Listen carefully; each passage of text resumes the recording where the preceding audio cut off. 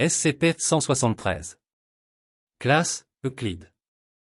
Procédure spéciale de confinement, l'objet SCP-173 doit être conservé dans un conteneur verrouillé à tout moment. Lorsque le personnel doit entrer dans le conteneur de SCP-173, pas moins de 3 peuvent entrer à tout moment et la porte doit être reverrouillée derrière eux.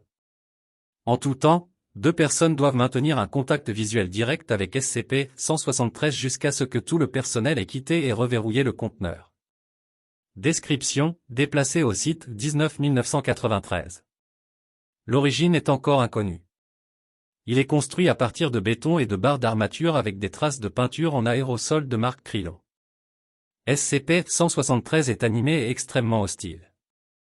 L'objet ne peut pas se déplacer lorsqu'il se trouve dans une ligne de visée directe. La ligne de visée ne doit à aucun moment être rompue avec SCP-173. Le personnel affecté à l'entrée du conteneur a pour instruction de s'alerter mutuellement avant de cligner des yeux. L'objet est signalé à l'attaque en brisant le cou à la base du crâne ou par strangulation. En cas d'attaque, le personnel doit observer les procédures de confinement des objets dangereux de classe 4. Le personnel signale des bruits de grattage de pierres provenant de l'intérieur du conteneur alors que personne n'est présent à l'intérieur.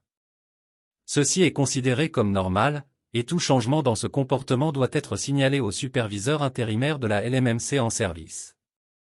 La substance brun rougeâtre sur le sol est une combinaison de matière fécale et de sang. L'origine de ces matériaux est inconnue. L'enceinte doit être nettoyée toutes les 2 semaines.